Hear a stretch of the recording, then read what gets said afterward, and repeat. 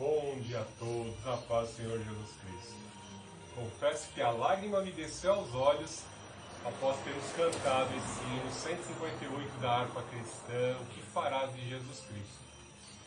É a proposta de algo que nós vamos trabalhar na mensagem hoje, dando de espontânea vontade a ação do Espírito Santo para trabalhar em nossa vida. Nós temos que nos imaginar nesta mesma situação. Nós passamos aí pela sexta-feira da paixão, que vem expressar o amor de Deus pela humanidade, o amor de Deus pelo homem, quando Deus envia o seu Filho para o âmago, para o ápice da sua obra de redenção, que seria sacrificar o seu próprio Filho na cruz do Calvário. Mas antes de sacrificá-lo, nós vemos que Deus permitiu que os homens, os doutores, os juízes e quem tinha possibilidade de absolver o justo Senhor Jesus Cristo em plebiscito para que a multidão escolhesse: o que farei de Jesus Cristo? É tão interessante que esse cântico tem 13 estrofes e por 3 vezes aquele que tinha autoridade legal romana diante daquela época para libertar o Senhor Jesus Cristo se omitiu de fazê-lo. Se omitiu de fazê-lo para manter a sua posição e, entre aspas, manter a paz e a ordem romana sobre as nações assim dominadas. Vamos abrir nossas Bíblias em Evangelho de Lucas, capítulo 23. Evangelho de Lucas, capítulo 23. Vamos ler alguns versículos. Primeiramente, Lucas 22, 60. Lucas, Evangelho de Lucas 22, verso 60. Pedro, porém, respondeu: Homem, eu não sei do que você está falando. E no mesmo instante o galo cantou. Veja o verso 63 agora. Os guardas encarregados de Jesus começaram a zombar dele e a bater nele. Veja o verso agora 66. Ao amanhecer, todos os líderes do povo se reuniram, incluindo os principais sacerdotes, os mestres da lei. Jesus foi conduzido à presença desse conselho e eles perguntaram: diga-nos, você é o Cristo? Veja agora no verso 23. Capítulo 23, verso 1. Capítulo 23 de Lucas, verso 1. Então todo o conselho levou a Jesus a Pilatos e começaram a apresentar o caso. Este homem corrompe o nosso povo, dizendo que não se deve pagar impostos ao governo romano e afirmando ser ele o próprio Cristo. Então Pilatos lhe perguntou: você é o rei dos judeus? E Jesus respondeu: é como você disse. Pilatos se voltou para os principais dos sacerdotes e para a multidão e disse: não vejo crime algum neste homem. Veja no verso 23, 8 agora. Herodes se animou com a oportunidade de ver Jesus, pois tinha ouvido falar ao seu respeito e esperava. Havia tempo vê-lo realizar algum milagre. Agora vamos aqui no verso 23, 18. Um grande clamor se levantou na multidão e a uma só voz gritavam: mate-o! Solte-nos Barrabás. Esse Barrabás estava preso por ter participado de uma revolta em Jerusalém contra o governo e ter cometido assassinato. Veja no verso 23 agora. A multidão gritava cada vez mais alto, exigindo que Jesus fosse crucificado. E o seu clamor prevaleceu. No verso 24, então Pilatos condenou Jesus à morte conforme exigiam. Deus Altíssimo, Deus de amor, Deus de poder, aqui está, Pai Santo, a Tua palavra, meu Deus, onde fragmentos dos acontecimentos que levaram o Senhor Jesus Cristo à condenação injustamente, Pai Santo, pelos nossos pecados. Ó Senhor Jesus Cristo, ajuda-nos a estarmos entre aqueles que dizem, absolva o mais justo. Nós queremos fazer parte do reino deste que é o Rei. Ó Senhor Jesus Cristo, nós te aceitamos. Envergonhados com os nossos pecados, nós declaramos que Tu és Rei. Nós sabemos que esse era o preço a ser pago para que houvesse a redenção. Nós sabemos hoje, Pai Santo, pela iluminação do Espírito que Te ressuscitou dentre os mortos, que Tu és Rei, Tu és Senhor e que o preço foi pago. Por isso a remanescente cristã Filadélfia ergue as mãos e Te exalta, Te glorifica, porque o Senhor pagou o preço para a expiação dos nossos pecados. Por isso nós Te adoramos, ó Senhor Jesus. Pelas Tuas pisaduras nós fomos sarados. O Teu castigo nos trouxe a paz. A ira, Pai Santo do Deus Altíssimo, foi desferida contra Ti, ó Filho do Deus Altíssimo. Por isso Te exaltamos. Pela nobreza do Teu caráter, pela nobreza do Teu sacrifício em prol das nossas vidas. Tanto amou o Senhor Jesus ao ponto de se entregar pela Sua igreja, pelos Seus eleitos. Por isso nós Te glorificamos e Te exaltamos. Ó Santo Espírito, nós colocamos a nossa vida nesta manhã como canal da Tua comunicação. Abençoe a remanescente cristã Filadélfia. Abençoe a todos que nos assistirão pelo YouTube, Pai. Em nome do Senhor Jesus, nós aceitamos o sacrifício. Envergonhados, Te glorificamos e Te exaltamos, ó Senhor Jesus Cristo, porque éramos sim merecedores da morte, mas pelo Teu infinito amor e a Tua infinita graça, hoje temos salvação pela aceitação do sacrifício do Senhor Jesus Cristo e pelo selo do Espírito Santo. Glórias ao Pai, ao Filho e ao Santo Espírito. Como eu disse na introdução, antes de ler o texto, é muito importante nós estarmos bem posicionados em todas as circunstâncias. Estarmos sempre bem posicionados. Seja na tristeza, posicionado ao lado do Consolador, em obediência ao Consolador, para que o mesmo venha efetuar consolo, alegria, regozijo, diante das lutas, revigoramento, capacitação para enfrentar as dificuldades e não, em hipótese alguma, estarmos muitas vezes dispersos na alegria, não reconhecendo o que Cristo fez pela nossa vida em momentos de alegria. Porque a forma de Deus agir, muitas vezes de forma silenciosa, e a forma sutil e doce como o Pai trabalha, agindo em meio à história, nós podemos nos esquecer e acabar como esta grande multidão, como acabamos de ler, o povo de Deus gritando, inflamado pelos hipócritas, inflamado pelos levantadores de onda, pelos agitadores, agentes de Satã, os filhos do diabo, para crucificar a Cristo. E nos dias de hoje podemos em si rejeitar o sacrifício de Cristo, pisar no sangue de Cristo e esquecer que Jesus Cristo é o Senhor. Muito cuidado com os agitadores. Fiz questão de ler por último uma gama de pessoas, a multidão inflamada por saduceus e fariseus, assim naquele plebiscito diante de Pilatos, que assim trazia: devo soltar ao Senhor, a Jesus, soltá-lo, vou açoitá-lo e vou soltá-lo. Não vejo nele crime algum. Ele afirma por 3 vezes: não vejo nele crime algum. Ou devo soltar um agitador, alguém que foi condenado por sedição, um assassino, Barrabás. E a multidão ali, inflamada, como eu disse, por esses agitadores fariseus, optaram por Barrabás. E assim o Senhor Jesus Cristo foi levado, conduzido para o sacrifício. Nosso Deus se aproveita de toda e qualquer circunstância, nada pega o nosso Deus de surpresa. Ele já sabia que o Senhor Jesus Cristo, ao ser enviado à terra, ele seria acometido, de certa forma, de toda essa situação. Pois Jesus veio para os seus e os seus não receberam.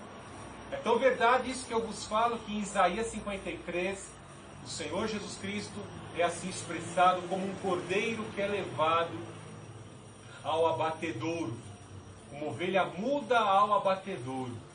A minha madrinha assim comentava acerca de alguns animais que vão para o abate. Alguns animais chegam até a chorar. Eu imagino que algumas ovelhas até choram.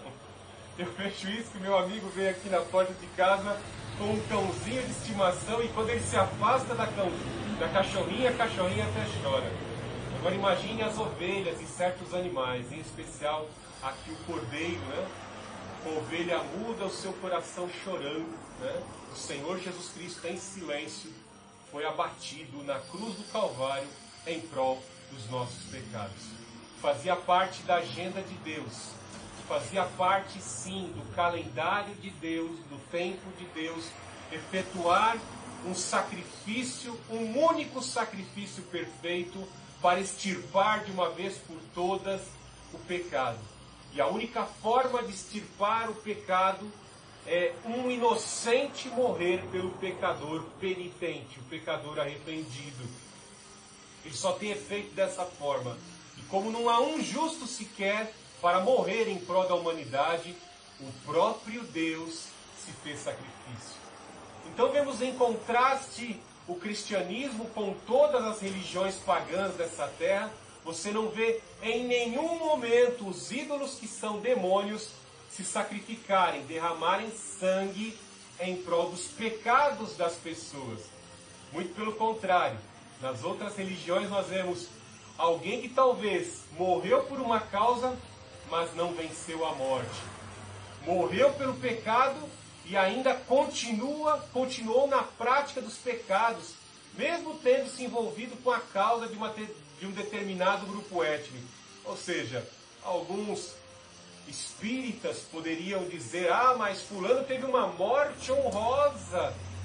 Esse espírito era muito honroso, mas também era homossexual, mas também praticava a imoralidade, praticava a filantropia, mas desviava dinheiro público, roubava os cofres do Estado. Esses sacrifícios são pífios, ridículos e não podem salvar. Vemos aqui que o justo, o mais perfeito, o maior homem que a humanidade pôde conhecer, pisou nessa terra, o Filho do Deus Altíssimo. Somente o sacrifício de um homem perfeito poderia apagar os pecados. Somente no sangue eterno do Senhor Jesus Cristo existe a verdadeira purificação dos pecados. Diante da realidade de que o Senhor Jesus Cristo, o Filho do Deus Altíssimo, veio e cumpriu as Escrituras, vemos alguns grupos de pessoas que se relacionaram com o Senhor Jesus Cristo.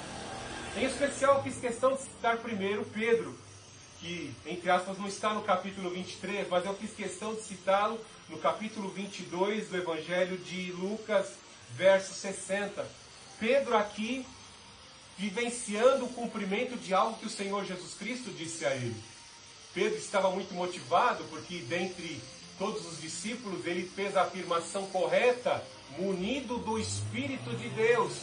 O Espírito de Deus o levou a dizer que ele era o Filho de Deus. Jesus Cristo perguntou: o que dizem a respeito de mim? E vemos que ele, pelo Espírito de Deus, disse: tu és o Filho do Deus Altíssimo, o Messias. Reconheceu que ele era o Filho de Deus. E o próprio Senhor Jesus Cristo disse: foi o Espírito do Pai que te revelou isso. E aí nós vemos que Pedro depois quis dar uma de humanitário, depois de ter sido exaltado, quando o Senhor Jesus Cristo, após ter confirmado ser o Filho de Deus para os apóstolos, para os discípulos, o Senhor Jesus Cristo disse acerca dos flagelos, da aflição que ele haveria de passar e pela morte ao qual ele haveria de passar, mas que ele ressuscitaria ao terceiro dia. E quando ele fala isso, Pedro tentou ali, de certa forma, desvencilhar o Senhor Jesus da meta, desta agenda que o Pai tinha para com o Filho. Não, mestre, o senhor não deve fazer um negócio desse, ir até a cruz, morrer pela humanidade, derramar sangue. Não, o Senhor está dizendo lá que os discípulos ficarão dispersos. Eu vou contigo até os confins da terra. Eu morrerei contigo se preciso for. Aí o Senhor Jesus Cristo disse: menos, Pedro. Antes que o galo cante, você me negará 3 vezes. E vemos o versículo 22, 60. O Pedro e todos os discípulos fugiram em disparada, pois cumpriu-se a profecia. O pastor será ferido e as ovelhas ficarão dispersas. E Pedro acompanhou à distância. Um Pedro que era tão íntimo ali no Monte da Transfiguração, um Pedro que era tão íntimo nos ensinamentos do Senhor Jesus Cristo, nas coisas reveladas, agora seguiu o Mestre à distância, porque viu o início dos flagelos, das aflições que Cristo sofreria na mão dos maiorais de Israel. Então veja que o Pedro aqui, diante do inquirimento, a tua voz te condena, você é um galileu, você era discípulo dele. Ah, vamos pegar, quando ele viu a ameaça, ele negou, né? No outro evangelho, ele até espragueja, ele chega a espraguejar diante da pressão da multidão. E logo ele imaginou: imaginem o que vão fazer com o meu mestre. E o que farão aos seus seguidores também? Eles vão tentar destruir todos os seguidores mais próximos do Senhor Jesus Cristo, com o intuito de deter aquilo que Jesus Cristo ensinava e que para os fariseus se tornava uma seita de um nazareno, né? Então vemos que Pedro seguiu a distância e negou o Senhor Jesus Cristo. Ele que um dia seguia o Senhor Jesus Cristo tão de perto. Nos dias de hoje vemos nas igrejas muitas pessoas que, como religiosas, dizem estar perto do Senhor Jesus Cristo. Vão até as igrejas, recebem um impacto emocional, porque o Espírito Santo não pode ser visto, mas ele pode ser percebido. Então a palavra vem, entra pelos ouvidos, e o Espírito Santo, como pneuma, entra no ouvido da pessoa e começa a promover uma revolução lá dentro. Muitos aceitam o Senhor Jesus Cristo, muitos atendem ao chamado, se tornam servos do Senhor Jesus Cristo, mas outros, depois de ouvirem tanto a palavra de Deus, não querem compromisso. E quando as coisas apertam, ele não consegue afirmar com muita veemência que ele segue a Cristo, e ele começa, como Pedro, a seguir a uma certa distância. Senhor, esse negócio, essa aliança com essa religião aí está me deixando complicado. Esse homem aí, por causa desses ensinamentos, está me deixando complicado, né? Coisa terrível, né? Esse dia eu estava vendo, alguns tempos atrás, uma rebelião dos Black Blocs aqui no centro de São Paulo.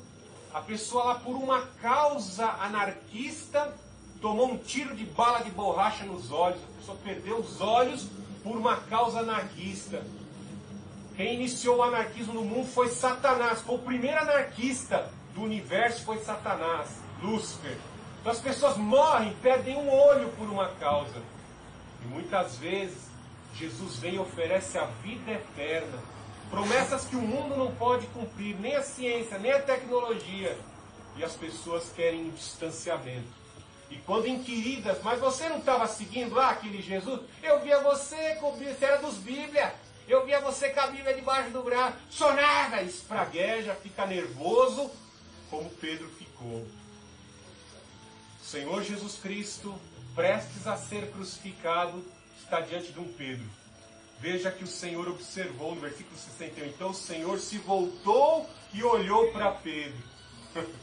E quando ele olhou para Pedro e viu que ele havia acabado de pecar, Pedro ficou tão constrangido porque o galo cantou após a terceira negação, após aquele momento tão trágico que ele blasfemou contra o seu mestre.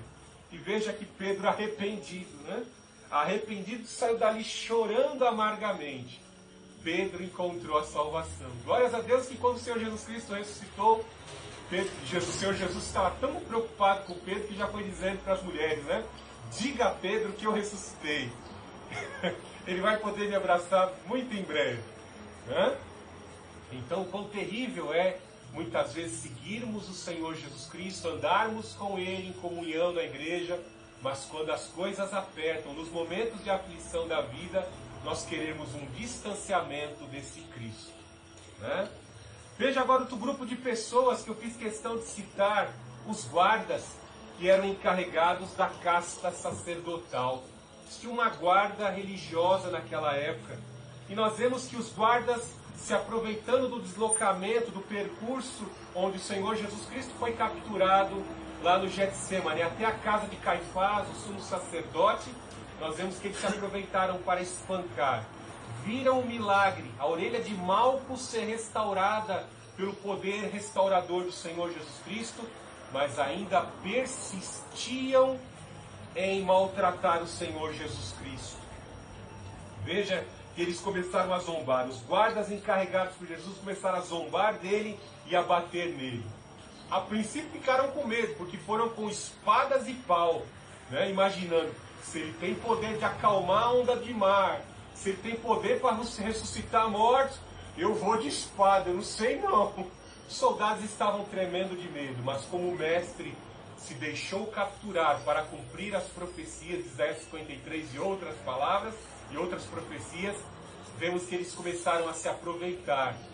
Veja que os guardas, de certa forma, tinham conhecimento da palavra de Deus, mas começaram a zombar e a bater nele. Veja que é um abuso de autoridade. Deus às vezes colocou você em posições que você possa exercer na sociedade em que vivemos, posição de autoridade, posição de dar ordem.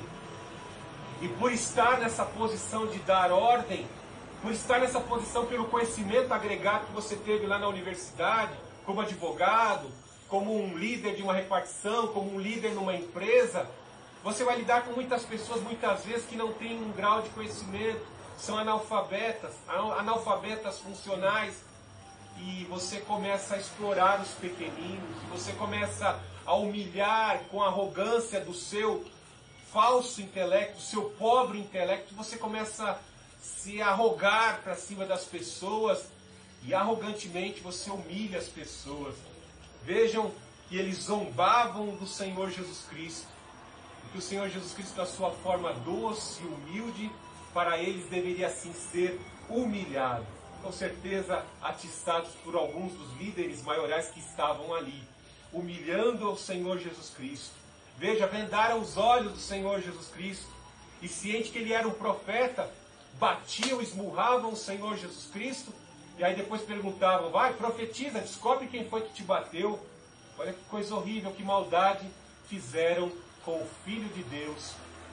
Essas zombarias que vêm com relação ao Senhor Jesus Cristo pode ser vista em diversos programas de humor que nós vemos na televisão hoje. Eu conheço alguns humoristas tão criminosos em alguns programas globais da Rede Globo e de outras emissoras, que eles zombam, humilham o Senhor Jesus Cristo da mesma forma como esses guardas.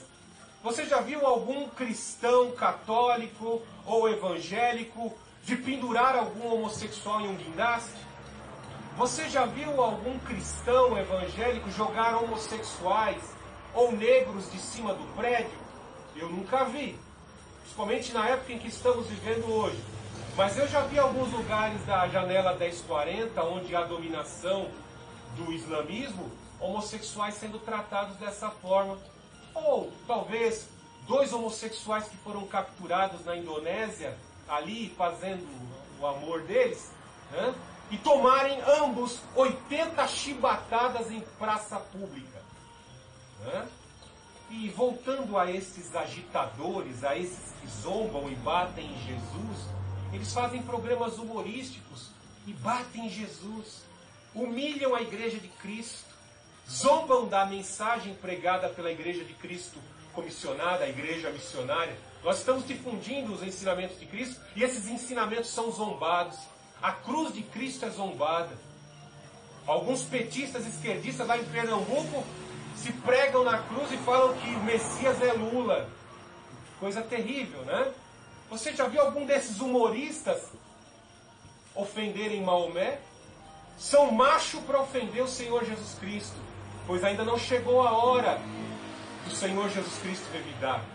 Não chegou a hora do Senhor Jesus Cristo trazer a sua vingança. Ele está sendo longânimo para que estes, como os guardas, se arrependam de toda essa zombaria e de todos esses maus tratos.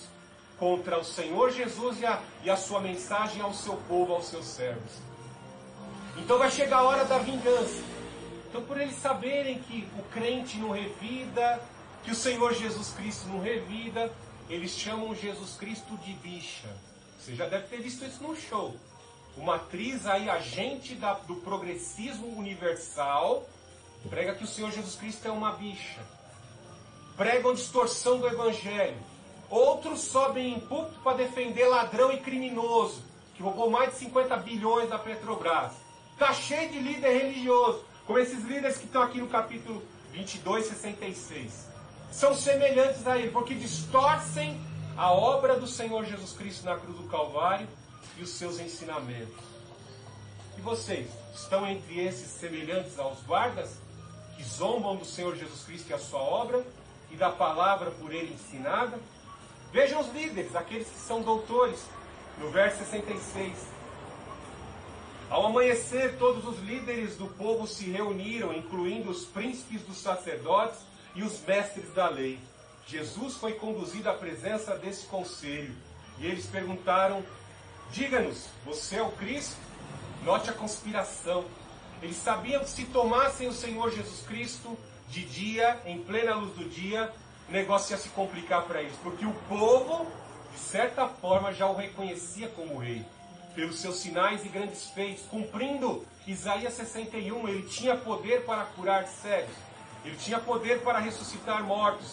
A massa já vinha ali reconhecendo ele como rei. Muitos tiravam os mantos para ele, o Senhor Jesus, montado num jumento como um rei, pudesse assumir o reinado sobre Jerusalém. A grande massa estava reconhecendo Jesus como rei. E os fariseus covardes, traiçoeiros, conspiradores, hipócritas, religiosos, faziam conspirações na calada da noite. Por isso que o Senhor Jesus os chamou de filho das trevas, filhos do diabo, porque agiam sempre na surdina da noite, ali sendo agentes do diabo, conspirando para matar o Senhor Jesus Cristo. Vemos por eles terem o conhecimento legal da lei de Moisés e criarem tantas outras leis e ramificações da lei oral. Eles estavam buscando em Cristo uma acusação, e aí distorceram por completo a lei de Moisés.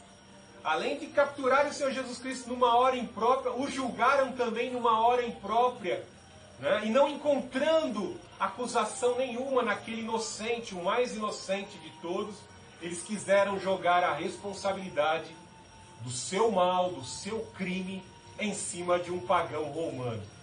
Algo terrível, né? Está cheio de gente que fica agitando a massa, principalmente nos programas de televisão, né? Nos filmes de entretenimento. Ele cria um emocionalismo, ele insere por meio do encantamento de imagens, pelo encantamento do roteiro que está nos filmes, ele incita a massa, e a massa sai para a rebelião. A massa sai para conflagrar aquilo que aprendeu no filme, aquilo que aprendeu na novela. As pessoas se chafurdam no pecado porque viram alguém fazer algo errado numa novela, alguém fazer algo num filme, depois as pessoas vão e praticam aquilo. É igualzinho criança, né? Meu sobrinho fazia de tudo para me imitar, quando eu era pequenininho, né? Até hoje ele me copia algumas coisas. Alguns dos meus alunos até me imitam na forma de pregar também. Coisa interessante. Agora imagine a televisão, imagine os meios midiáticos, imagine as músicas que estão ensinando a doutrina do diabo, a filosofia humanista, por acompanhamentos de notas musicais. Coisa terrível, né? Então veja aqui esses falsos fariseus, a casta de doutores da lei aqui, conspirando contra o Filho de Deus e tentando jogar a culpa agora sobre Pilatos. E aí nós vemos agora uma outra categoria de pessoa. Um governante chamado Pilatos, praticamente sob as ordens de César, ele tinha que manter, como governador, Pilatos tinha que manter a ordem e a pax romana em todas as províncias dominadas, mas em especial ele era governador aqui da Judéia. Em toda a Palestina ele deveria manter a pax romana, a ordem, e executar e realizar a lei romana. E vemos que então esses essa casta religiosa desses conspiradores levaram o Senhor Jesus Cristo para ser julgado por Pilatos. E Pilatos conhecia como um político estrategista, ardiloso, ele sabia muito bem com quem ele estava lidando, porque ele estava vendo o pecado daquela casta religiosa que comandava todo aquele sistema. Ele via tudo isso, mas como isso não fazia, de certa forma, isso não afetava a sua jurisprudência, ele permitia que esses religiosos assim desenvolvessem a sua religião, pois assim, por ordem do imperador, essas religiões deveriam ter concessão de prática e ordem de culto. Então veja que eles levam o conselho, essa casta de fariseus e saduceus, levam o Senhor Jesus para o julgamento. Veja no verso 23:1. Então todo o conselho levou Jesus a Pilatos e começaram a apresentar o caso. Este homem corrompe nosso povo. Ó, primeira falsa acusação. Jesus Cristo nunca fomentou rebelião entre as massas. Nunca praticou sedição. Quando Pedro assim tirou a espada e cortou a orelha de Malco, o Senhor Jesus Cristo disse que aquele que tirar uma espada estava correndo o risco de ser ferido por uma espada. E ele manda Pedro guardar a sua espada, a sua faca. Né? E vemos que ele restaura a orelha de Malco e ele se deixa ser capturado. Então o Senhor Jesus Cristo jamais inflamou a multidão para uma rebelião do povo judeu contra o povo romano, mas isso foi usado contra o Senhor Jesus Cristo. Não está sendo citado aqui, mas vemos que o discurso do Senhor Jesus Cristo, prevendo, porque ele tinha onisciência, ele via o que a intenção dos saduceus e fariseus, ele disse: destrua o meu corpo e o meu Pai o refará em 3 dias. Eles distorceram a revelação do Senhor Jesus Cristo, da maldade deles, e disseram: ele disse que destruiria o templo. Ele disse que destruiria o templo, um templo que durou anos e ainda nem foi terminado. Ó Herodes. Herodes nem concluiu o templo ainda. Ele disse que vai destruir o templo e o refaz em 3 dias. É um herege, se afirmou filho de Deus. Veja a segunda acusação. Eles selecionaram as acusações, para entregar isso para Pilatos achar que tem o direito de julgá-lo à morte.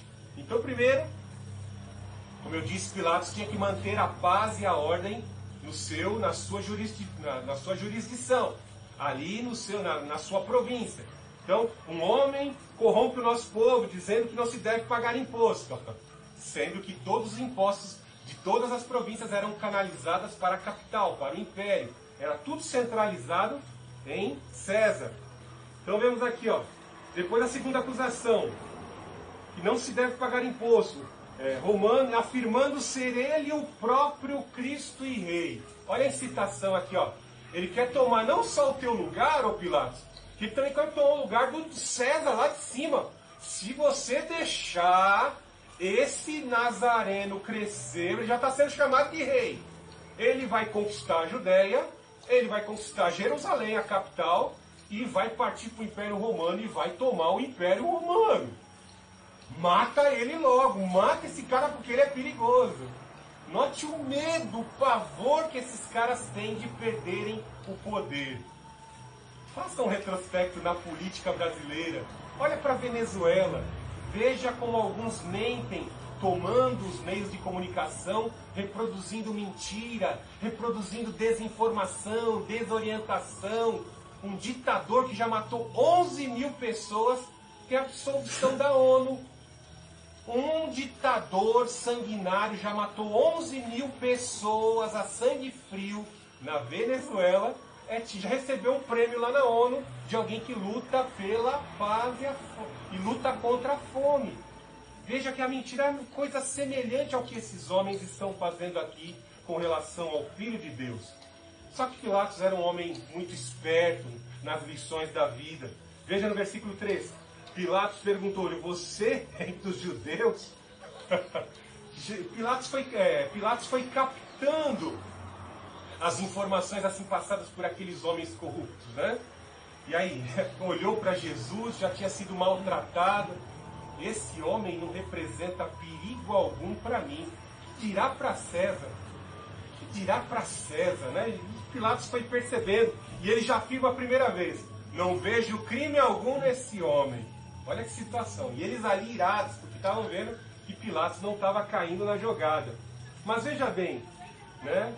Pilatos percebeu, poxa, se ele está afirmando que é rei, e Herodes não está preocupado não? Quem é o rei da Judéia era Herodes. E Pilatos estava brigado com Herodes. Nós tivemos a oportunidade aqui de fazer uma mensagem onde Pilatos mandou matar alguns homens herodianos quando eles estavam oferecendo sacrifício, né? E o sangue desses homens de Herodes ali se misturou com o sangue do sacrifício. Então, como ele estava brigado com Herodes, ele falou, ó, esse cara é judeu, é galileu. Veja aí no versículo 5, né? Começando pela Galileia e agora aqui em Jerusalém. Então ele é galileu? Ó, perguntou, ó Pilatos como é vivo. Ah, eu vou fazer as pazes com Herodes e a gente acaba sabendo. Vou jogar o Senhor Jesus, sendo ele galileu, para ser julgado por um rei dos judeus. Judeu uma ova. Herodes era Edumeu, era dos filhos de Esaú, dos filhos de Edom. Não queria, não amava em nada os judeus, né? Vamos ver aqui, né? Ele é galileu? Perguntou Pilatos. Quando responderam que sim, Pilatos o enviou a Herodes Antipas, pois a Galileia ficava sob a sua jurisdição, e naqueles dias eles estavam em Jerusalém, né? Veja que algo interessante no versículo 12, né? 23, 12. Naquele dia, Herodes e Pilatos, que eram inimigos, tornaram-se amigos. Então veja aqui que Pilatos percebeu, ó, eu não vou cair na hipocrisia desses falsos fariseus, desse sistema religioso. Vou jogar a responsabilidade da morte desse inocente para Herodes. E aí veja algo interessante, porque muitos homens às vezes estão na posição de Herodes. No versículo 8, Herodes se animou com a oportunidade de ver Jesus. Herodes também, como muitos outros, tinha medo de perder a sua posição. Os sacerdotes, os fariseus e mestres da lei, com inveja porque o povo não seguia mais eles. Seguia o Senhor Jesus Cristo como grande mestre. Inveja e ciúmes. Iriam perder a posição se o Senhor Jesus Cristo se tornasse mestre. Mestre supremo. E Herodes também tinha medo. Se ele se levantar como rei, eu estou perdido. Estou perdido porque ele tem muito poder. Mas Jesus Cristo já humilhado ali, o Senhor Jesus Cristo em humildade é apresentado. Herodes está ansioso querendo conhecê-lo. Veja o que o Herodes propõe ao Senhor Jesus Cristo. Pois tinha ouvido falar a respeito e esperava o tempo de vê-lo realizar algum milagre. No versículo 9. Fez uma série de perguntas a Jesus, mas ele não respondeu. Enquanto isso, os principais, os sacerdotes e mestres da lei permaneciam ali gritando em acusações. Então os fariseus não entraram ali na casa de Herodes, porque ali existiam cortesãs, ali existia imoralidade, mas ao mesmo tempo os agitadores dos fariseus, os líderes da casta religiosa, estavam ali inflamando para que Herodes fosse o canal dos desejos dele, a ferramenta de ação dos intentos dos fariseus e saduceus. Vamos usar esse rei pagão, esse rei edomita, edumeu, para conflagrar o ódio que a gente sente desse Jesus. Ficaram agitando as portas. Tira a vida dele, Herodes, tira a vida dele, que ele quer ser rei, hein? Vai tomar tua posição. E Herodes aqui estava tão preocupado quanto estava preocupado com João Batista. Da mesma forma como ele não quis matar João Batista, ele também não queria matar o Senhor Jesus Cristo. Né? Ficou ali com medo da multidão. Ele deixava o Senhor Jesus Cristo atuar.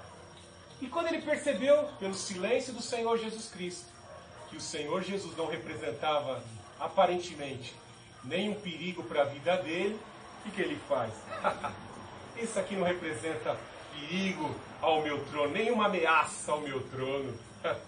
Pegou o manto dele, o manto nobre dele, e colocou sobre Jesus. Ó, leva para Pilatos, que eu não vou julgar esse qualquer. Isso aí não é rei, coisa nenhuma. Já foi humilhado, já foi esbofeteado. Isso aí não representa perigo. Olha que terrível situação, né? Herodes poderia ter se reconciliado com Deus, Né? A família de Herodes era marcada pela corrupção, era marcada pelo ódio. Toda a família de Herodes eram pessoas que eliminavam todos os candidatos que ameaçassem a sua posição, seu trono. O pai dele havia matado centenas e centenas de crianças com o medo de perder a sua posição para o nascimento do Rei, do Senhor Jesus Cristo. E agora aqui ele tinha oportunidade de encontro com o Rei, de ter uma comunhão com esse Rei, de aceitá-lo, de reatar sua comunhão com Deus, e ele despreza o Senhor Jesus Cristo. Quantos que em alta posição servem ao dinheiro, mantêm a sua posição em detrimento de aceitar ao Senhor Jesus Cristo. Então, vemos que o Senhor Jesus Cristo é rejeitado por Herodes. E os dois, Pilatos e Herodes, fazem ali a sua comunhão. Vemos que os principais sacerdotes, tomando Jesus novamente, pensaram, está difícil. Pilatos não quer condená-lo. Herodes também não quer condená-lo. O que a gente faz? A gente tem que dar um jeito de matá-lo, né? E aí nós vemos que Pilatos estava com muito receio de matar o Senhor Jesus Cristo. E quando o Senhor Jesus é trazido ali novamente diante dele, ele afirma pela segunda vez, veja no versículo 14, no finalzinho, na presença de vocês e vejo que não há nada que o condene. Olha, pela segunda vez. Pilatos obviamente estava sendo influenciado por sua esposa Cláudia. Cláudia teve os sonhos com o Senhor Jesus Cristo, ela era uma cristã, e ela avisa Pilatos, Pilatos, não toque neste homem, pois este homem é um santo de Deus, não toque neste homem. Sobre a influência da mulher, e diante da pressão daquela casta religiosa, o povo ainda nem havia sido inflamado pelos fariseus e saduceus. Existia toda uma trama por parte dos fariseus e saduceus para matar o Senhor Jesus. Mas vemos que Pilatos ali estava diante entre a cruz e a espada. E vamos aqui uma grande parte de servos, agentes dos saduceus e fariseus começam a atiçar a multidão contra o Senhor Jesus Cristo. É o versículo que a gente lê aí no versículo 18. Um grande clamor se levantou na multidão, e uma só voz gritavam, mate-o, solte o Barrabás. Imaginaram aqui, veja a conspiração, esses homens premeditaram a morte do Senhor Jesus Cristo de uma forma inescrupulosa, em minúcias de detalhes. Eles imaginaram que, naquela época, sempre numa grande festividade, anexa ao calendário romano, se costumava dar o indulto. Veja aqui que em 2016, a Dilma Rousseff deu indulto para um dos maiores terroristas, José Dirceu, assaltante de bancos, recebeu um indulto e a sua liberdade. Criminosos assaltantes recebendo indulto. E aí eles pensaram nessa lei do indulto para esta questão entre o Senhor Jesus Cristo. E aí ficaria patente a destes fariseus e saduceus. A verdade do caráter deles, que era o quê?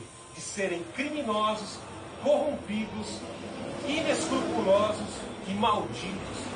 Pois, em contraste para receber o benefício do indulto, colocaram um inocente e um dos homens mais criminosos que realmente apresentavam motivos e práticas para ser levado à cruz e morto.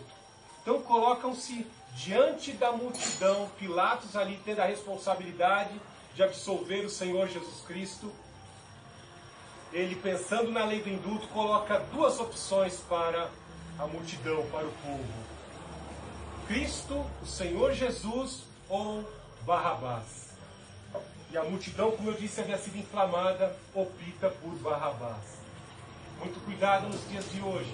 Nós estamos sendo muitas vezes levados a acreditar que a salvação está no dinheiro. Muitas vezes estamos sendo forçados de forma sutil a acreditar que uma vida melhor pode ser alcançada se tomarmos uma opção que nos traga conforto. O Senhor Jesus Cristo foi bem claro em dizer que o caminho pelo qual Ele nos abre, o caminho verdadeiro que leva à salvação, muitas vezes é um caminho pedregoso, é um caminho que oferece espinhos, que marcas serão assim desferidas em nossa pele e vão deixar cicatrizes, perdas, algumas bagagens que se nós tentarmos transportar por esse caminho, vão ter que ser deixadas ou ficarão presas entre os espinhos. Então muitas pessoas, por conveniência, vão optar por um Barrabás. Eu vi uma mulher declarando: eu vivia muito bem na época do Maluf, eu vivia muito bem na época do Lula. Ele rouba, mas faz. Ele rouba, mas faz. Tem pessoa que pensa assim, né? Às vezes está num sistema religioso corrompido, onde ocorre corrupção envolvendo dinheiro, envolvendo imoralidade, mas a pessoa pensa: não, eu vou continuar dentro desse sistema, dançando essa valsa, porque isso está redundando num lucro para mim, eu não posso perder minha posição. Então as pessoas optam por Barrabás pela conveniência de sua maldade. E às vezes sendo conduzida como por fariseus, sendo conduzida por falsos líderes. Muito cuidado. Como diz o doutor Paulo Romero, quem embarca em doutrinas erradas, desembarca num céu errado. Então a multidão optou pela morte do Senhor Jesus Cristo e a absolvição de um criminoso. Em nome do Senhor Jesus Cristo, que você nesta manhã opte pelo Senhor Jesus Cristo. Nós já explanamos aqui o motivo pelo qual o Senhor Jesus Cristo veio à terra. Somente o sacrifício dele, somente pelo sangue dele derramado, nós temos a absolvição do nosso pecado. Somente seguindo os ensinamentos dele, buscando perdão diante dele, que é Deus verdadeiro, é que nós temos a salvação. Então, muito cuidado. Coloco diante de vocês que nos assistem pelo YouTube 2 caminhos, 2 posicionamentos. Ou você se posiciona com Cristo, ou você se posiciona com os criminosos, com os pagãos do mundo, com aqueles líderes do mundo que já estão corrompidos. Eis, diante de vocês, eu coloco esta opção. 2 caminhos a seguir. Muito cuidado para não desembocar num céu errado. Amém? Vamos orar neste momento.